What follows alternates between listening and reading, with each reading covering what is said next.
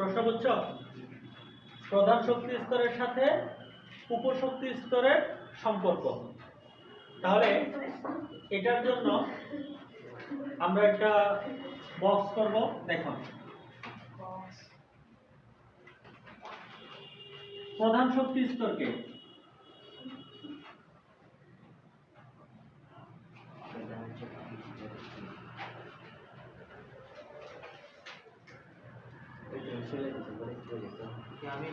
প্রধান শক্তি স্তরকে কি দিয়ে প্রকাশ করা হয়?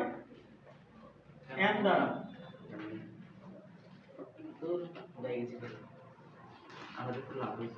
কথা বলবে না? ঠিক আছে, প্রধান শক্তি স্তরকে n দ্বারা প্রকাশ করা হয়, আর উপশক্তি স্তরকে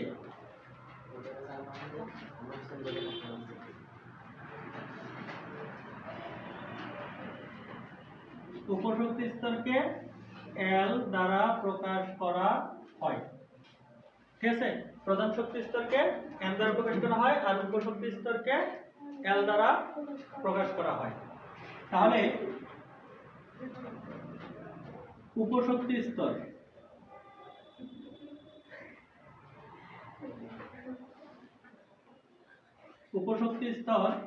l ইকুয়াল টু 0 থেকে n মাইনাস 1। শুরু হবে কোথা থেকে? 0 থেকে n মাইনাস 1। অর্থাৎ তুমি প্রত্যেকবার 0 সহ লিখতে হবে। 0 1 2 0 1 2 3 0 1 2 4 এভাবে 3 4 এভাবে। ক্লিয়ার? 0 থেকে এই কথাটা থাকতে হবে। তাহলে আমরা একটা চার্ট করি।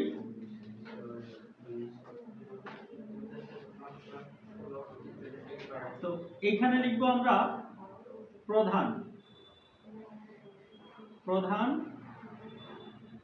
শক্তি স্তর। প্রধান শক্তি স্তর সংক্ষেপে আমরা দিলাম n। আর এখানে লিখবো আমরা উপশক্তি স্তর, যেটাকে আমরা বলবো l। ঠিক আছে, l হচ্ছে 0 থেকে n মাইনাস 1। 0 থেকে n মাইনাস 1, এটা আবার মাইনাস না, এটা হচ্ছে একটা ড্যাশ। ঠিক আছে, এরপরে হচ্ছে অরবিটাল।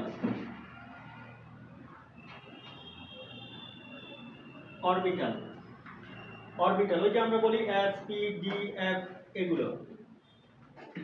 তাহলে এইখানে আমরা লিখবো অরবিটাল প্রতীক কি দীর্ঘিকার?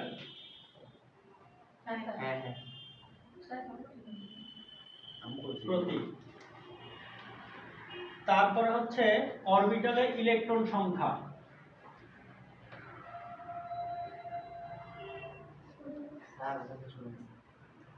অরবিটালে ইলেকট্রন সংখ্যা আমি এখানে ই দিলাম ইলেকট্রনের জন্য।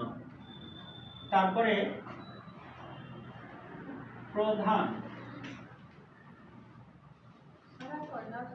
প্রধান শক্তি স্তরের মোট ইলেকট্রন এইগুলো। ঠিক আছে, তাহলে দেখো পরে লিখি, আগে একটা একটা করে দেখাও। আমরা প্রথমটা দেখো, আমরা প্রধান শক্তি স্তর কত? n সমান 1। তাহলে প্রধান শক্তি স্তর, প্রথম শক্তি স্তরের জন্য কি n সমান 1। তাহলে n এর মান এখানে কত দিলাম? 1। এবার আমি যদি এখানে n এর মানটা বসাই তাহলে ফলাফল কত আসবে? এখানে যদি n এর মান বসাও 1 থেকে 1 গেলে 0, তাহলে 0 থেকে 0 নাকি? তো 0 থেকে 0 তো 0ই হবে। এরপরে যদি এই l এর মান যদি 0 হয় তখন অরবিটাল হয় s। কারণ আমরা জানি l সমান 0 হলে s অরবিটাল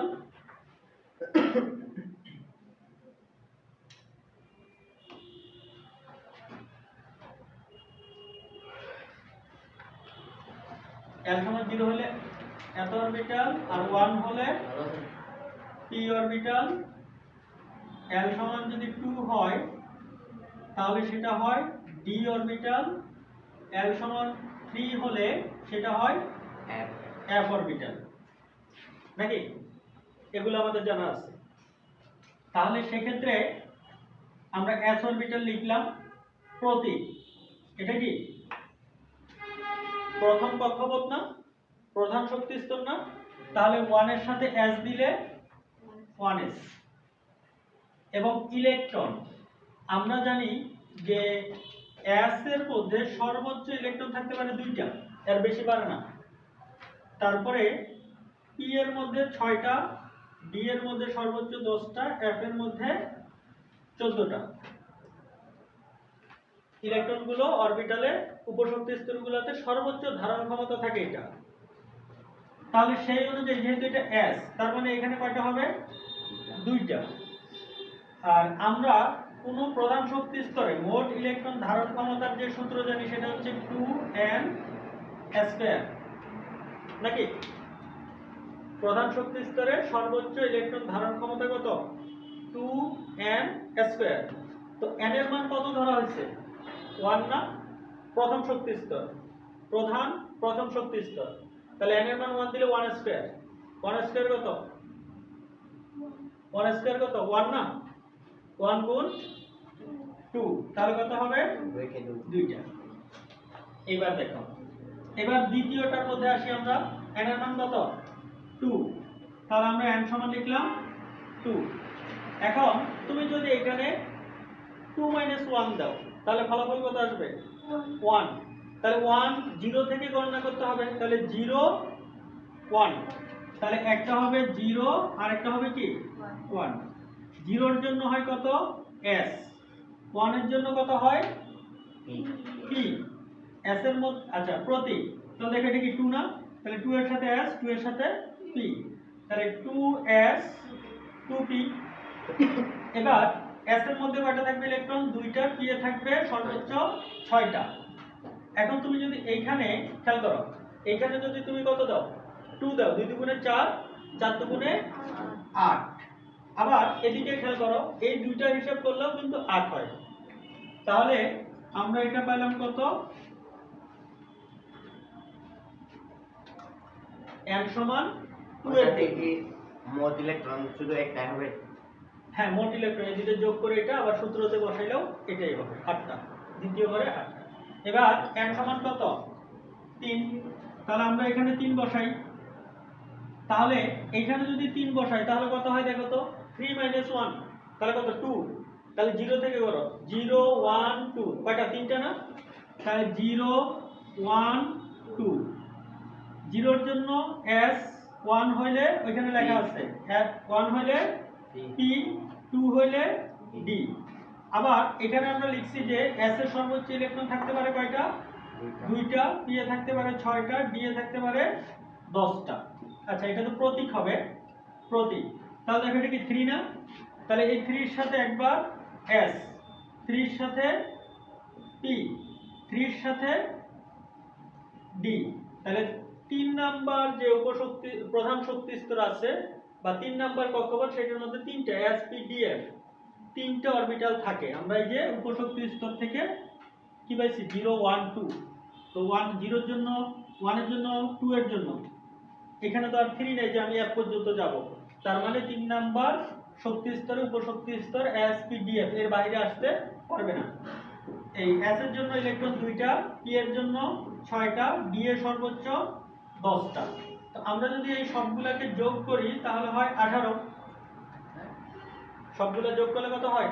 18। 2 6 8, 8 এ 8 10 এ 18। আবার এখানে যদি আমরা 3 বসাই, 3 3 9, 9 দুগুণে 18, একই ভাবে মিলে। তাহলে এই এরপরে আমাদেরকে কিন্তু এখানে উদ্দীপকের মধ্যে আর কোনো কক্ষপথ প্রধান শক্তি স্তর দেয় নাই। তাহলে আমরা বলতে পারি যে উল্লিখিত উপরে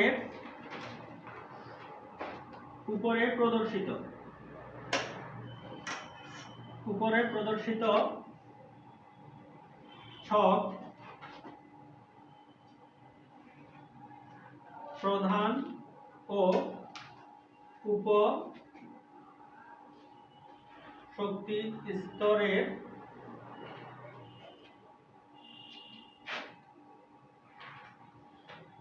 সম্পর্ক নির্দেশ করে। এভাবে মিলে লিখে দিলাম। আরো বিস্তারিত লেখার জন্য বইটা একটু দেখতে হবে, মানে আরো গোছানোর জন্য, আরো সুন্দরভাবে একটু বিস্তারিত লেখার জন্য বইটা একটু দেখতে হবে, তাহলেই শেষ। ক্লিয়ার? ছকটা বোঝা গেছে তো? হ্যাঁ, ছকটা ক্লিয়ার? তো ছকের পাশাপাশি আমাদের এই তথ্যগুলো জানা দরকার। এইটা একটা হচ্ছে l সমান 0 হলে কোন অরবিটাল, কোন উপশক্তি স্তর, উপশক্তি স্তরকে অরবিটাল বলে, অরবিটাল। আর প্রধান শক্তি স্তরকে কিন্তু বলে অরবিট, অরবিট। প্রধান শক্তি স্তরকে অরবিট আর উপশক্তি স্তরকে অরবিটাল। তাহলে আমরা সবসময় কিন্তু অরবিটাল অরবিটাল বলতে থাকি, তো এলোমেলো যাতে না হয়। আর এসে কয়টা?